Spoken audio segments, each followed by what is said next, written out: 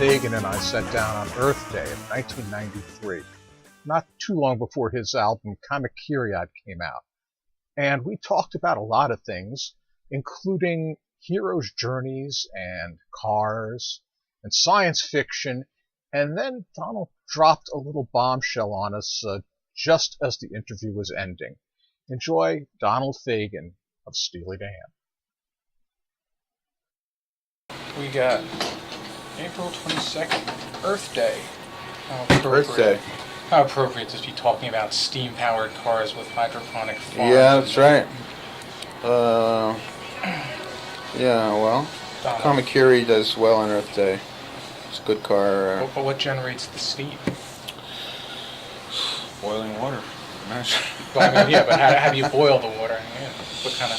It's a good question. To do that, It's a good question. Luckily I don't have to figure out those details because, it's not a science fiction story. It's just a bunch of songs. So. I took 10 years between writers because I couldn't figure out what to write about for a while there. And in the late 80s, I got this idea for this framework that would serve as a this idea of a journey that would serve as a framework to connect the tunes, and then it was just a matter of writing them. kind of like On the Road in the 21st century. Kinda. It's basically what it is. The millennium is coming up, and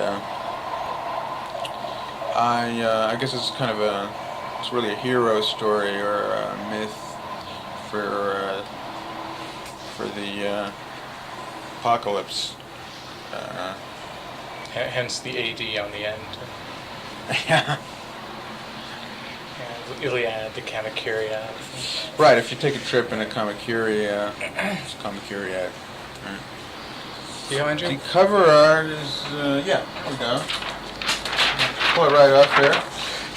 We've got here's the dashboard of your Kamkiri right here. You got your K on the steering wheel there. It's a nice touch. As you can see, the car is it's kind of a retro kind of. It really looks very much like a car from the early 50s. Like a Bel Air almost. Something like that, except that it has some rather peculiar gauges. Don't want to build up too much of a head of steam; it might explode. That's right. So you got to know what's going on. Then you got your video screen here, which just to you can be used for any kind of image that you're. Looks like VH1 is on it there now. Yeah. Well, actually, I don't know why. I guess the car sort of is tracking me. Since I'm out of the car, it likes to know where I am. And.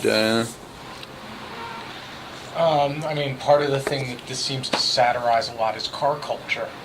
Mm-hmm.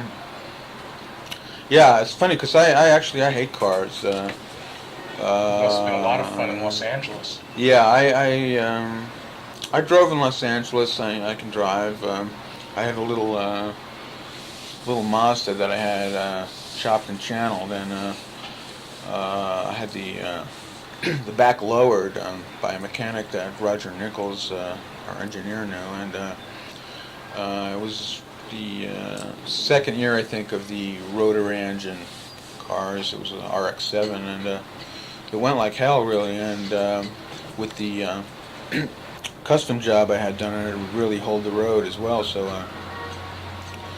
there were many extremely dangerous and illegal races up the Pacific Coast Highway between Roger, Walter, and myself on our way home from the studio to Malibu, and I'm actually surprised we're all still alive today. But when I moved back to New York, I had no reason to have a car, and I've always been frightened of cars. I'm not really that interested in the mechanics or the aesthetics of them. I think creating this car actually, maybe it was some way of inventing some kind of car I could actually get into, some car I could actually like. because I see it as going very slow, really. I mean, I couldn't get all the details, of course, in the songs. There's lots of holes that the listener has to fill in. But I guess the way one of the things that I couldn't put in there is that I don't see the thing going, much over 40 miles an hour ever. Steamers never did. Right. So there you go. It has a few choice images in there. I was laughing at Tomorrow's Girls on the thing. That's got a couple laughs in it. Yeah. Finally got a chance to read the lyrics on the way in while I was listening to it. Yeah, it's also it's unfortunately it's oh so true. Sometimes you wake up one morning and it just seems like you're living with someone who you don't even know, who may as well be from Mars, as they say. Yes, the alien among us. Right, the fungus among us. Well, that too. A virus wearing pumps and pearls, actually. That was one of the lines. Right. You say that this is not a science fiction novel, but you played with themes like that for a good long time. I mean, it's been a running thing from Steely Dan. I don't know, IGY not really, that was an actual event, but had those overtones to it. Are you a fan of speculative fiction? Or is it just something that you like to deal with in terms of songs? Well, when I was a kid, I was actually the member of a science fiction book club. And every month I used to get these books on approval. I could either send them back or, of course, I was always too lazy to send them back, so I kept them. And some of them were good. I got to know. I got to know a lot of the writers' styles, and I used to occasionally buy the magazines, Fantastic and Analog and so on.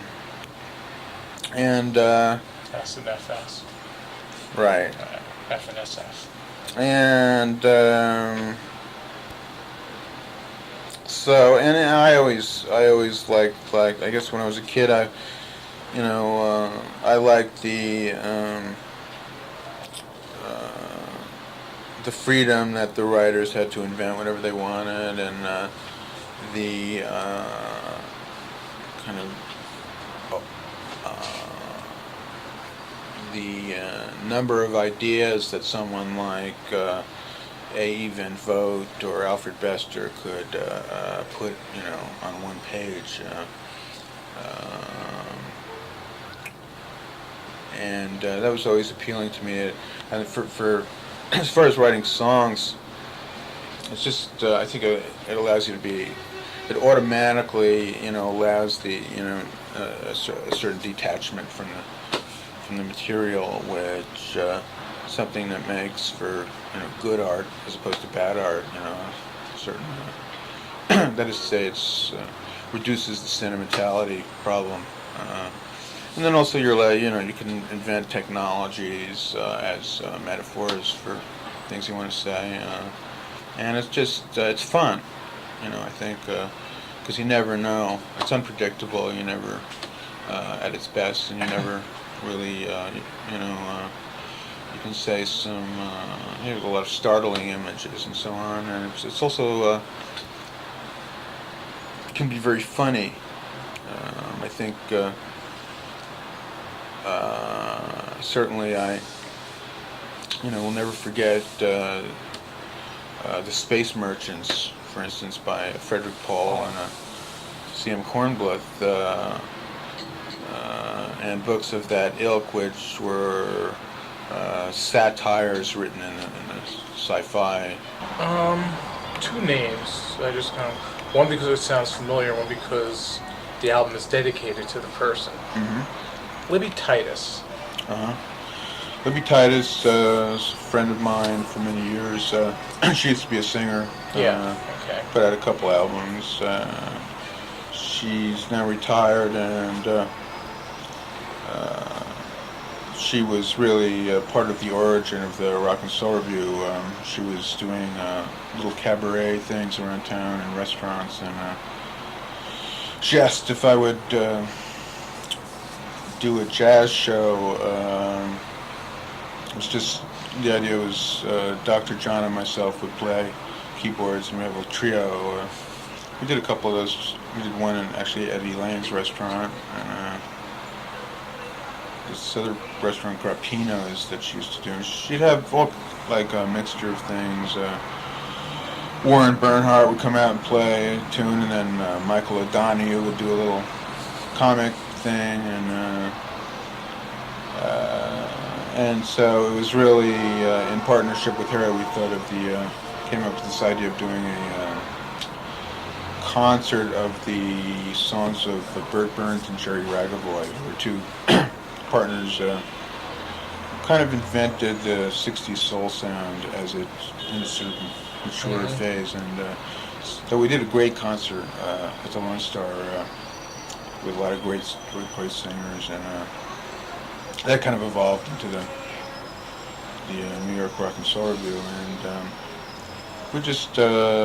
we started going together a few years ago, and we got married last week. Oh, congratulations! One never hears that about you. I mean, most of the stuff you read is always about the music, and you tend to circumvent what goes on in your life. Yeah, I like to have privacy in my life. I don't see any reason to, go on the Oprah show and spill my guts.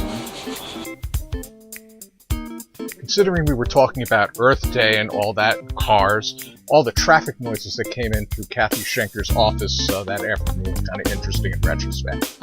I hope you enjoyed my conversation with Donald Fagen. Thank you very much for listening. Noise of the World, Artists in Their Own Words, is a production of the Bordowitz Media Works.